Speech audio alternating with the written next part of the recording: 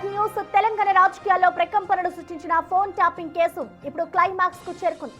ఈ కేసులో నిందితుడిగా ఉన్న స్పెషల్ ఇంటెలిజెన్స్ బ్యూరో మాజీ చీఫ్ టి ప్రభాకర్ రావు భవితవ్యం ఇవాళ తేలనుంది. గతంలో సుప్రీంకోర్టు ఆయనకు మంజూరు చేసిన అరెస్టు నుంచి రక్షణ గడువు నేటితో ముగుస్తుండటంతో దేశ అత్యున్నత న్యాయస్థానం ఎలాంటి నిర్ణయం తీసుకుంటుందనేది ఇప్పుడు రాజకీయ వర్గాల్లో హాట్ టాపిక్ గా మారింది.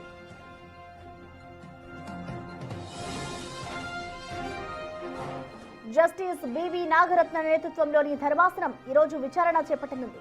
గత విచారణ సమయంలో తెలంగాణ ప్రభుత్వం కోర్టు ముందు కీలక వాదన వినిపించింది. ప్రభాకర్ రావు విచారణకు ఏమాత్రం సహకరించడం లేదని, తన వ్యక్తిగత డివైజులకు సంబంధించిన పాస్వర్డ్లు చెప్పడం లేదని ఏజీ ధర్మాసనానికి వివరించారు. దీనివల్ల కీలకమైన డిజిటల్ ఆధారాలను సేకరించడం కష్టమవుతోందని ప్రభుత్వం వాదిస్తోంది.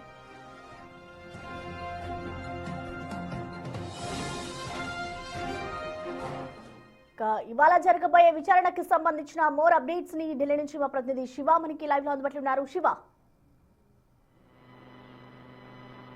రైట్ ప్రసన్న, ఈ రోజు తెలంగాణకు సంబంధించి ఫోన్ ట్యాపింగ్ కేసు వ్యవహారంలో అప్పటి మాజీ ఎస్ఐబి చీఫ్ గా ఉన్న ప్రభాకర్ రావుకు కేసు సంబంధించి విచారణ జరగబోతోంది.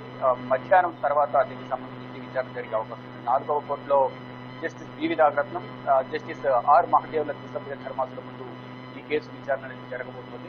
4వ కోర్టులో 301వ నంబర్గా ఈ కేసులో ఉన్నది. అయితే ఈ కేసులో మొత్తం ఈ కోర్టులో మొత్తం 57 కేసులు ఉన్నాయి. దాంతో ఆ కేసులు అయిన తర్వాత 301వ కేసుగా దీన్ని ప్రత్యేక కేసుగా కూడా దీన్ని పరిగణించి 4వ కోర్టులో విచారణ జరగబోతున్నారు. అయితే ప్రధానంగా గత విచారణ సందర్భంగా కూడా మధ్యంతర రక్షణ కల్పిస్తూ ఆదేశాలు ఇచ్చింది. అప్పటి వరకు కూడా ఎటువంటి అరెస్టు చేయొద్దు, మధ్యంతర రక్షణ కొనసాగుతుంది కాబట్టి ఆయన విచారణకు సహకరిస్తారు. విచారణలో కావాల్సిన విషయాలను కావాల్సిన ప్రశ్నలు అడుగుతున్నట్టు కూడా సుప్రీం ధర్మాసనం ఎస్ఐటి సిట్టు దర్యాప్తుకు ఆదేశాలు జారీ చేసింది. మరోవైపు ప్రభాకర్ రావు సహకరించడం లేదు. ఆయనకు కల్పించిన మధ్యంతర రక్షణ ఏదైతే ఉందో ఆ మధ్యంతర రక్షణను తొలగించాలి, అరెస్ట్ చేసేందుకు అవకాశం ఇవ్వాలి, కస్టడీకి ఇవ్వాలని కూడా సిట్ దర్యాప్తు సంస్థ సిబిఐ సుప్రీంకోర్టులో వాదనలు వినిపించింది. ఇటు సిట్ తరఫున సిద్ధార్థ రుద్ర వాదనలు వినిపించారు. ఆయన విచారణకు సహకరించడం లేదండి ప్రధానంగా సిద్ధార్థ రుద్ర వాదనలు ఆయన ఇప్పటికే పలుమార్లు అన్ని విధాలా సహకరించారు. పిలిచినప్పుడల్లా వెళ్ళి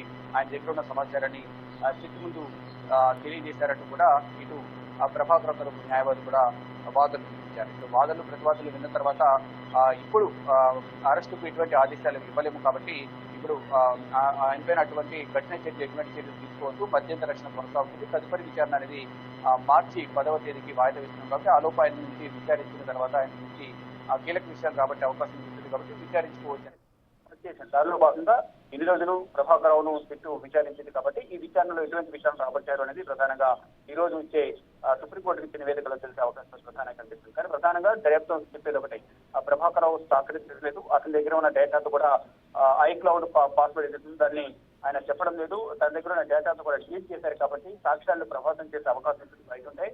సాక్ష్యాలను ప్రభావితం చేసి తారుమారు చేసే అవకాశం ఉంటుంది కాబట్టి ఆయన బెయిల్ రద్దు చేసి మా కస్టడీకి ఇవ్వాలి, మా కస్టడీకి ఇవ్వడం ద్వారా అరెస్ట్ చేసిన తర్వాత ఆయన నుంచి మరిన్ని కీలక విషయాలు రాబట్టే అవకాశం ఉంటుంది కాబట్టి బెయిల్ రద్దు చేయాలనేది కూడా సిట్టు పిటిషన్ దాఖలు చేసిన నేపథ్యంలో ఆ పిటిషన్ లో వాళ్ళు కీలక వాదనలు అయితే ఇరువురు కూడా ఇటు ప్రభాకర్ తరపు న్యాయవాది, మరోవైపు సిట్ తరపు న్యాయవాది కూడా వాదనలు ప్రతివాదనలు విన్న తర్వాత సుప్రీం ధర్మాసనం మాత్రం మధ్యంతర రక్షణ కల్పించడం, ఎటువంటి అరెస్టుకు అనుమతి ఇవ్వమంటూ కూడా సుప్రీం ధర్మాసనం తెలియజేసింది. మరి ఇన్ని రోజుల వ్యవధిలో ఎటువంటి విచారణ చేపట్టింది సిట్టు, ఎటువంటి విషయాలను ప్రభాకర్ నుంచి రాబట్టింది అనేది కూడా తెలియాల్సింది. అదంతా కూడా ఒక నివేదిక రూపంలో ఈ రోజు సుప్రీంకోర్టు సమర్పించే అవకాశం అయితే కనిపిస్తుంది. సమర్పించిన తర్వాత దాంట్లో ఆయన ఎటువంటి విషయాలను వెల్లడించారు, అసలు ఫోన్ ట్యాపింగ్ అతనికి సంబంధం ఉందా లేదా, ఫోన్ ట్యాపింగ్ ఎవరి ఆదేశాల వరకు చేశారు, ఎంతమంది ఫోన్ ట్యాపింగ్ చేశారు అనే అంశాలకు సంబంధించి కూడా ఇప్పటికే పలుమార్లు సిట్టు ప్రభాకరాన్ని విచారించింది కాబట్టి ఇప్పుడు ప్రధానంగా సిట్టు ఆరోపించేది ఒకటి, గత ప్రభుత్వ హయాంలో ఈయన మాజీ ఎస్ఐబి చీఫ్ గా ఉన్నారు కాబట్టి ప్రభుత్వ ఆదేశాలతో ఫోన్ ట్యాపింగ్ సంస్థ ఏది కీలకంగా వ్యవహరించారు, ఫోన్ ట్యాప్ చేశారు. అనేక మంది రాజకీయ ప్రముఖులు కానీ ఇటు న్యాయశాఖకు సంబంధించిన న్యాయమూర్తులు, అడ్వకేట్లు, సినీ ప్రముఖులు, వ్యాపారవేత్తలు అందరి ఫోన్లు కూడా ట్యాప్ చేసి బ్లాక్ మెయిల్ చేశారనేది ప్రధానంగా ఒక ఆరోపణ ఎదుర్కొంటుంది గత ప్రభుత్వం కానీ దాంట్లో పనిచేసిన అధికారులందరూ కూడా. దానిలో భాగంగా ఇటు తర్వాత ప్రభుత్వం మారిన తర్వాత దీనిపై దృష్టి సారించి అందరినీ కూడా అదుపులో తీసుకోవడం, ఒక్కొక్కరిగా కూడా విచారణ చేపడుతున్నారు. ఇటు పార్టీకి సంబంధించిన కీలక నేతలను కూడా విచారణ తీశారు. ఇప్పుడు ఈ కేసు విచారణ జరుగుతున్న నేపథ్యంలో ఏం జరగబోతుంది? బెయిల్ రద్దు చేస్తారా లేదా విచారణ కొనసాగించారా? ఏమైనా సుప్రీంకోర్టు కోసం ఆదేశాలు ఇస్తున్నారు? ఏం జరగబోతుంది అనేది కూడా మధ్యాహ్నం తెలిసే అవకాశం అయితే కనిపిస్తోంది. Thank you Shiva.